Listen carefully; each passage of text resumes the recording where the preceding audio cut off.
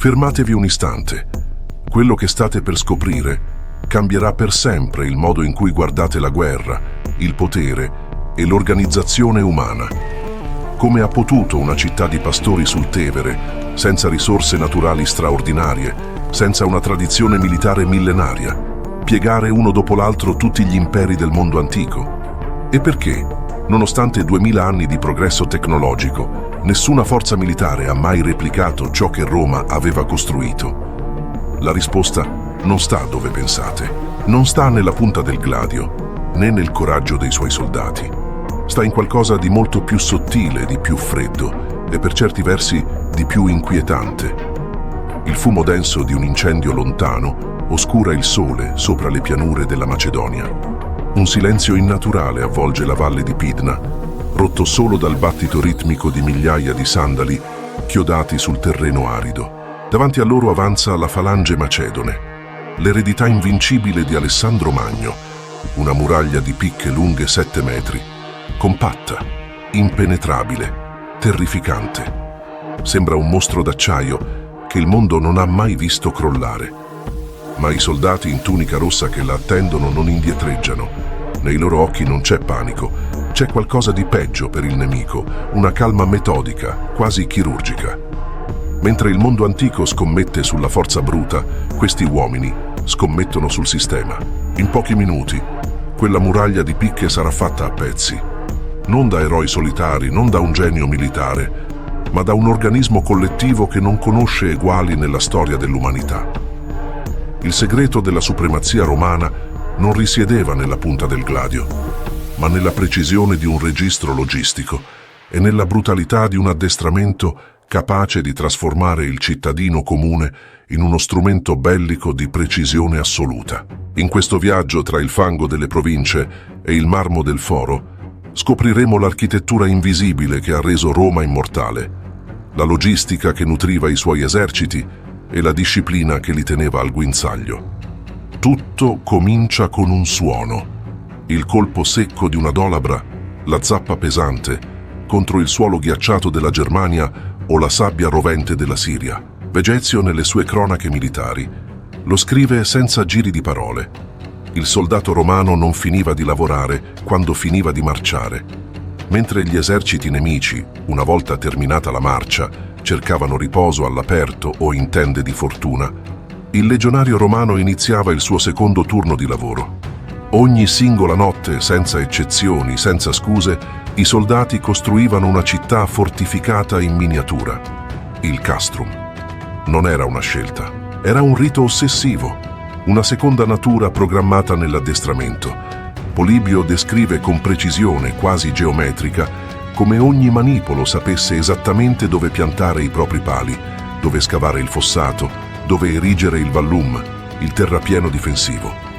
Questa non era solo protezione contro le imboscate notturne, era un'arma psicologica di enorme potenza. Immaginate di essere un guerriero gallico o un arciere partico. Avete appena osservato i romani arrivare esausti dopo 30 chilometri di marcia, con 30 kg di equipaggiamento sulle spalle. Vi aspettate di trovarli vulnerabili, distesi nel fango, troppo stanchi per reagire. Invece, 3 ore dopo, davanti a voi sorge una fortezza perfetta, con strade diritte, porte sorvegliate e un approvvigionamento d'acqua sicuro. La legione non occupava il territorio, lo trasformava a propria immagine. E in questo gesto ripetuto ogni notte, decennio dopo decennio, attraverso foreste, deserti e montagne, c'era già la risposta alla domanda più antica: perché Roma e non gli altri? Ma chi erano questi uomini capaci di tale sforzo sistematico? Per capire l'ingranaggio bisogna smontarlo dal principio. Il segreto dell'efficacia del legionario risiedeva nel dilectus, la leva militare. A differenza dei mercenari cartaginesi o delle milizie disorganizzate delle tribù del nord, il soldato romano dell'epoca d'oro era un professionista creato dal nulla, attraverso un processo di decostruzione dell'identità individuale. Prima di essere un guerriero veniva svuotato di tutto ciò che era, poi veniva ricostruito secondo le esigenze del sistema. L'addestramento era un inferno di ripetizioni. Alle reclute venivano consegnati scudi di vimini e spade di legno che pesavano il doppio delle armi reali.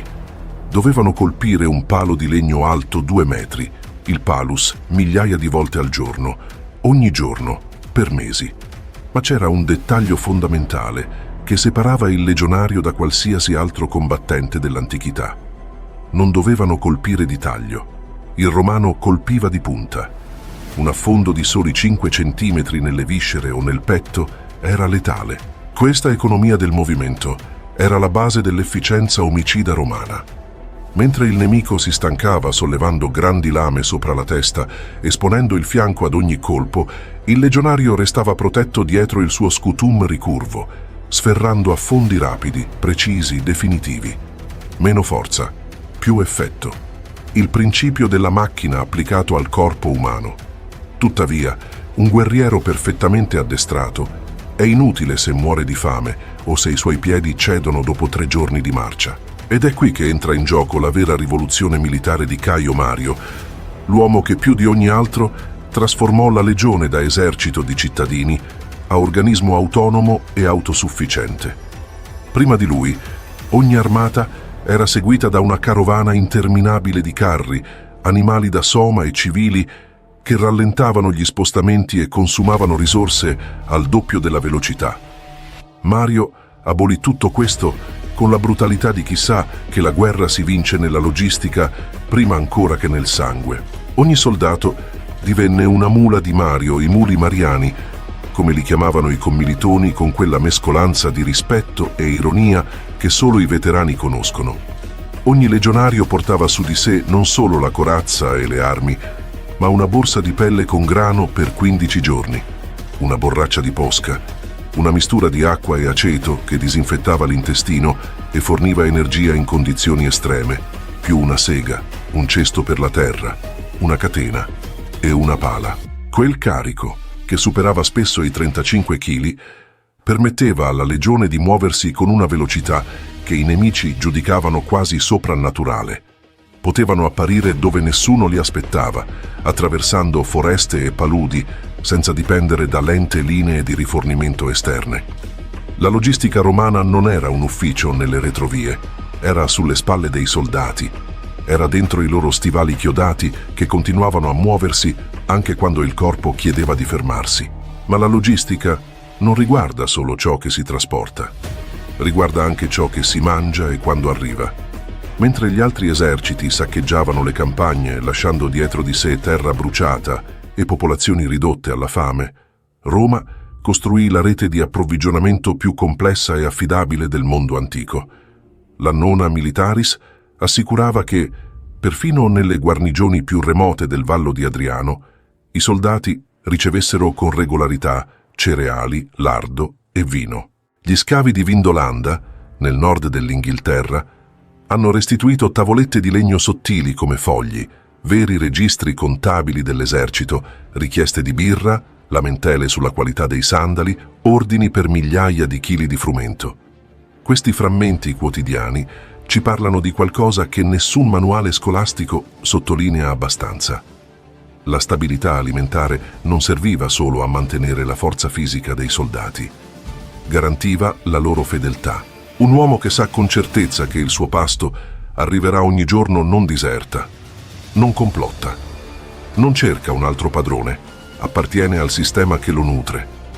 Eppure, nemmeno il miglior cibo o il miglior addestramento del mondo possono spiegare da soli la capacità romana di resistere al disastro più totale, di rialzarsi dopo sconfitte che avrebbero annientato qualsiasi altra civiltà.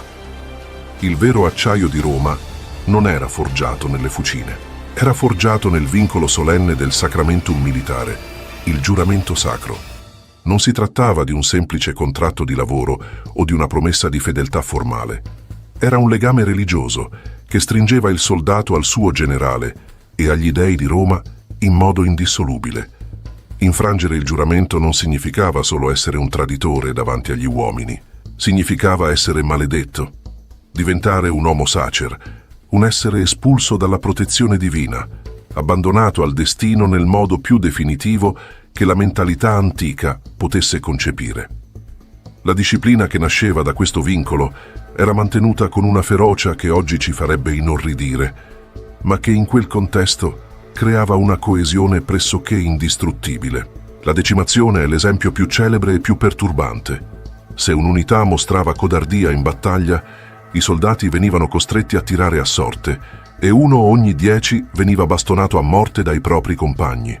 Non dal boia, non da un plotone di esecuzione anonimo, dai propri fratelli di tenda. Questo creava un paradosso psicologico di brutalità calcolata. Il legionario temeva i propri ufficiali più di quanto temesse il nemico davanti a lui. Ma quella stessa severità estrema generava un orgoglio d'élite che nessuna ricchezza poteva comprare. Far parte della legione significava appartenere a un ordine superiore, a una fratellanza regolata da leggi scritte nel ferro e nel sangue, e questa appartenenza valeva più della vita di molti.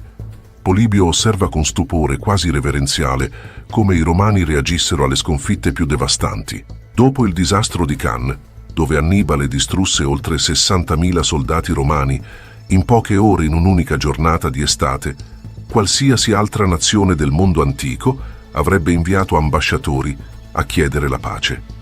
Roma no. Roma vietò persino di pronunciare la parola pace all'interno delle sue mura. I sopravvissuti non furono accolti con compassione o con gratitudine per essere ancora in vita. Furono puniti per non essere morti sul campo, come avrebbe richiesto l'onore militare, e inviati in Sicilia a servire senza tregua fino alla fine della guerra.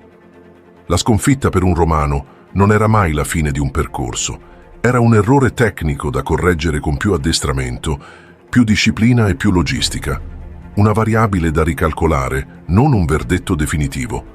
Questa resilienza strutturale si basava su una geometria di comando sorprendentemente moderna. Il centurione, la vera spina dorsale della legione, non era un nobile nominato per diritto di nascita o per favori politici.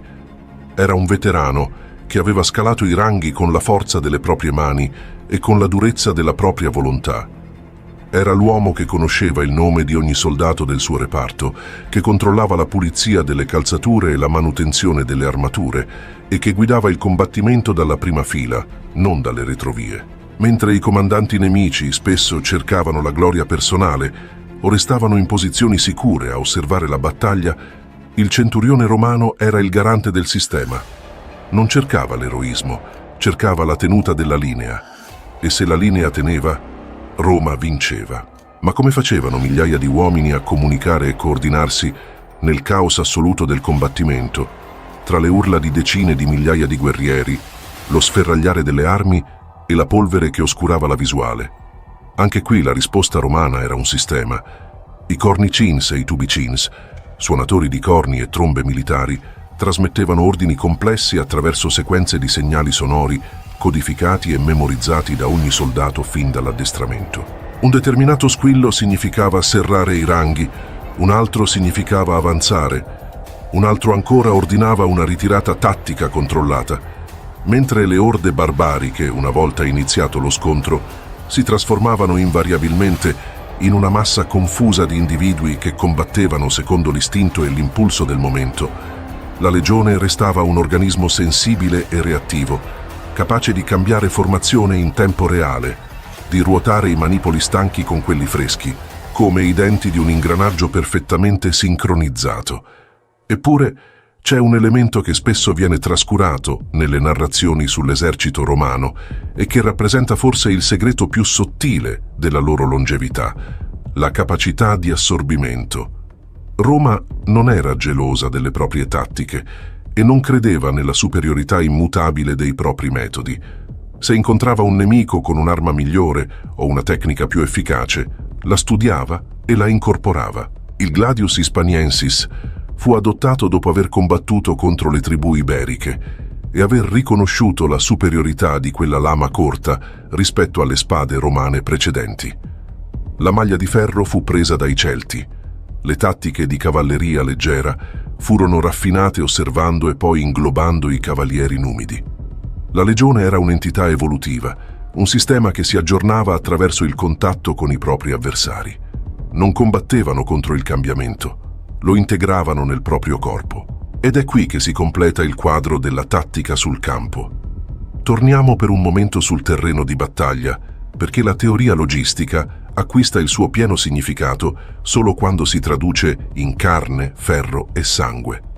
La struttura tattica che rendeva la legione praticamente imbattibile in campo aperto era la triplex axis, la triplice linea di combattimento. Immaginate un campo di battaglia dove l'esercito nemico avanza come una massa compatta, spingendo in avanti con tutta la propria forza numerica. Di fronte a loro, i romani non formano una linea continua e rigida, ma una scacchiera di blocchi indipendenti e mobili, il quincunx. In prima linea avanzano gli astati, i più giovani. Dietro di loro si trovano i principes, uomini nel pieno della loro forza e dell'esperienza. E infine, come una riserva di granito, i triarii, i veterani incalliti che avevano già visto tutto ciò che una guerra poteva offrire.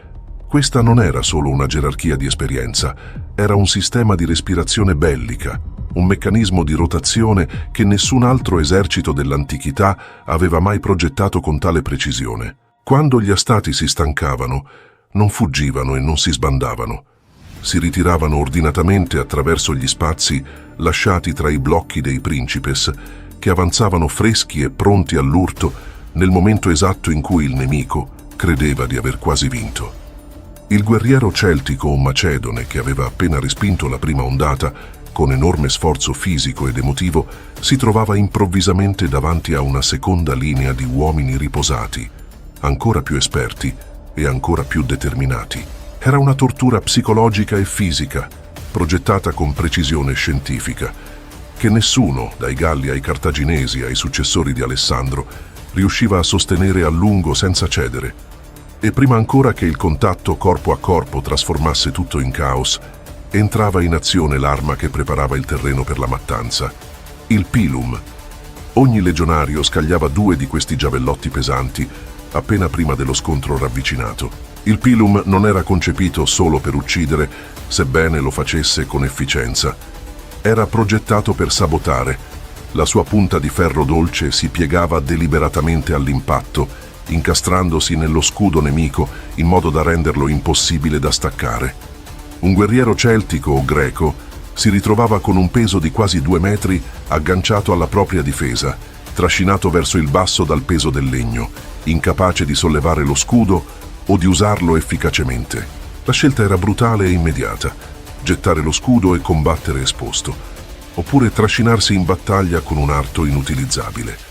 In entrambi i casi combatteva contro un romano protetto dal suo scutum ricurvo, già in posizione di affondo, già pronto a colpire di punta. In quel preciso momento, prima ancora che le spade si incrociassero, la battaglia era già matematicamente conclusa. La vera supremazia di Roma non si manifestava però solo in campo aperto, nella danza precisa della triplex acies o nella brutalità ingegnerizzata del pilum. Si rivelava con ancora maggiore chiarezza nella sua capacità di sfidare l'impossibile attraverso l'ingegneria militare.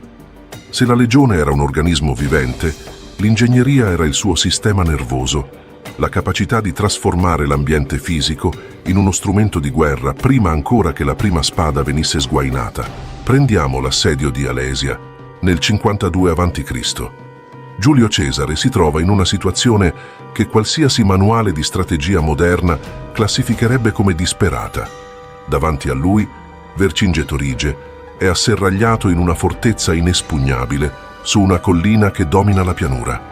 Alle sue spalle un esercito di soccorso gallico che conta centinaia di migliaia di combattenti sta convergendo per schiacciarlo tra 2 forze. Qualsiasi altro generale della storia avrebbe ordinato la ritirata, cercato terreno più favorevole, comprato tempo. Cesare invece ordina ai suoi uomini di fare ciò che sanno fare meglio di qualsiasi altra forza militare del mondo antico: scavare. In poche settimane i legionari costruiscono 2 anelli di fortificazioni che avvolgono l'intera posizione nemica.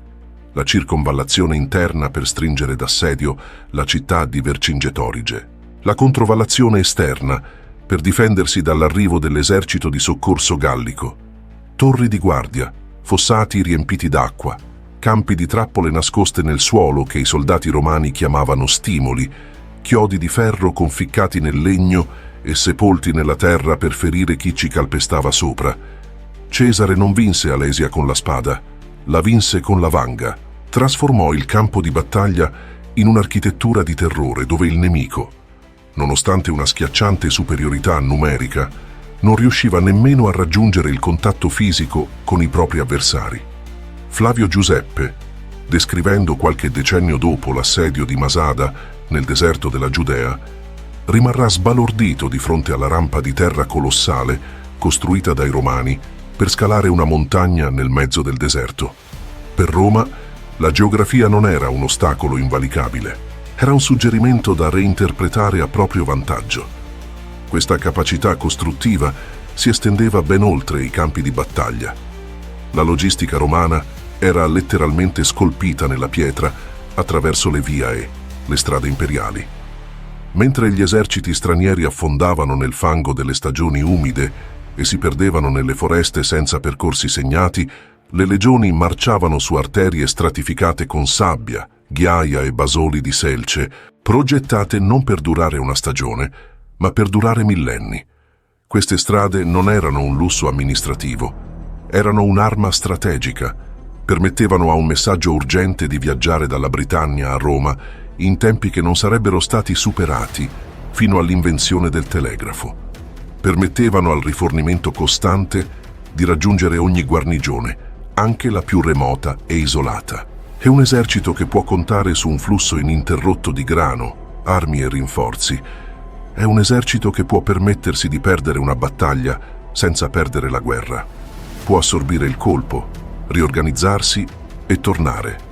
Ed è qui che emerge il segreto più sottile e più moderno di tutta l'architettura romana: la tecnologia sociale dell'integrazione. Roma non conquistava solo territori, raccoglieva popoli, competenze, identità.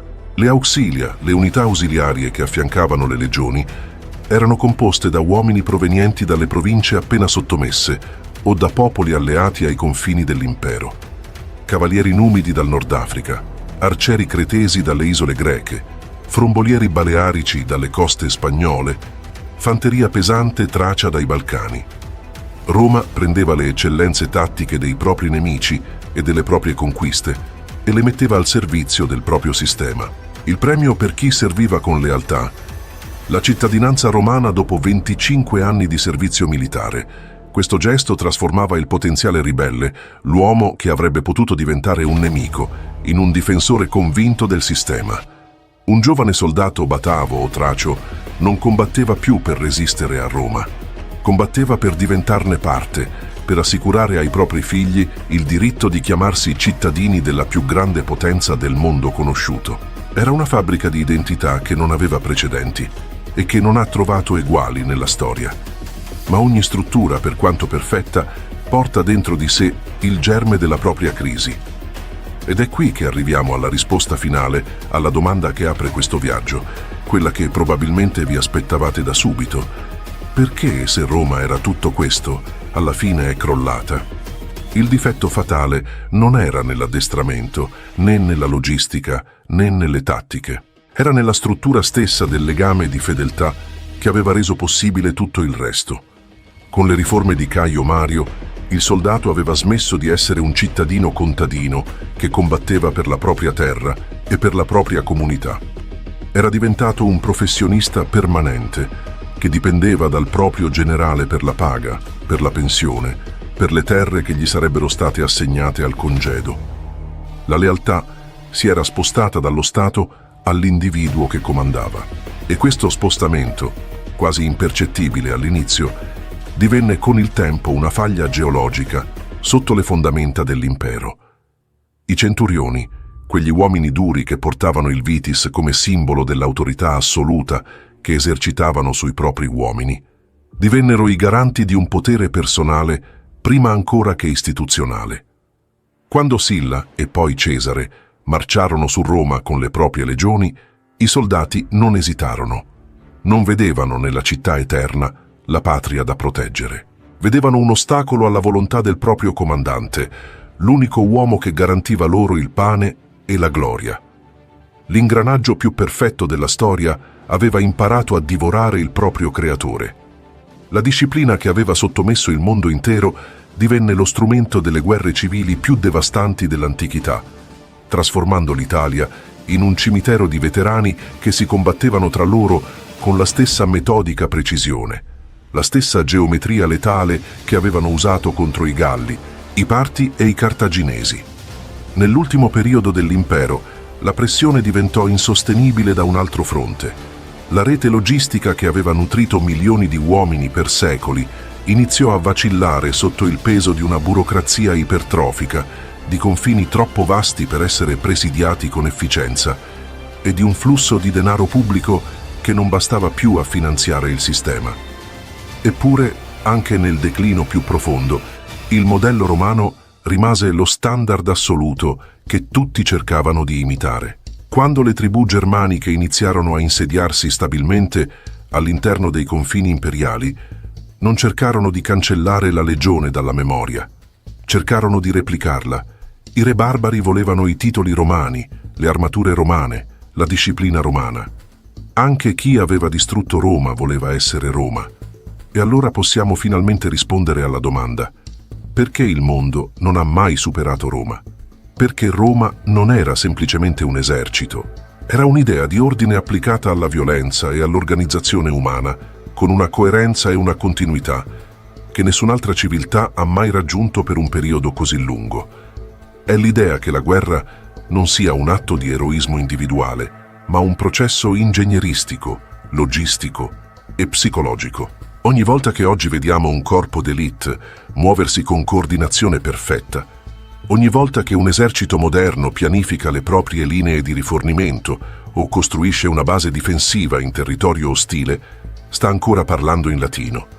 Il segreto delle legioni risiedeva nella consapevolezza che il coraggio è una risorsa finita, mentre il sistema, se costruito con abbastanza precisione, può essere quasi infinito. I romani non cercavano di essere più coraggiosi dei propri nemici, sapevano bene che un guerriero gallico o un cavaliere germanico potevano essere feroci quanto leoni. Cercavano di essere più costanti, più organizzati, più difficili da logorare. Volevano che il loro soldato fosse l'ultimo uomo rimasto in piedi, non perché fosse un semidio o un eroe da leggenda, ma perché era il meglio nutrito, il meglio protetto e il meglio addestrato a colpire di punta nel momento esatto in cui il resto del mondo colpiva ancora di taglio. Il fumo di Pidna si è diradato millenni fa. Le aquile di bronzo sono state sepolte dalla polvere del tempo e dal silenzio delle biblioteche. Ma se camminate lungo le strade che ancora tagliano in linea retta l'Europa, se osservate le fondamenta delle città nate da accampamenti militari, se leggete le leggi che ancora oggi reggono i sistemi giuridici occidentali, sentirete ancora quell'eco lontano. È il suono di un mondo forgiato dal ferro e dalla disciplina, da una struttura umana che ha smesso di marciare solo quando non c'era più nulla da conquistare e che anche allora, nel silenzio della fine, ha lasciato un'impronta così profonda che 2000 anni non sono bastati a cancellarla.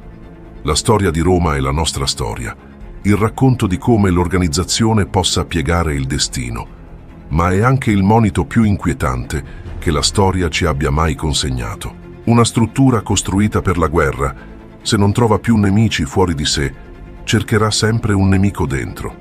E questo, forse, è il segreto più oscuro che le legioni si sono portate nella tomba. Scrivete nei commenti quale aspetto di questa macchina vi ha colpito di più: la logistica, la tattica, la disciplina o la sua caduta. E ditemi quale altra pagina nascosta della storia volete che apriamo nel prossimo episodio. Vae victis, ma onore a chi ricorda.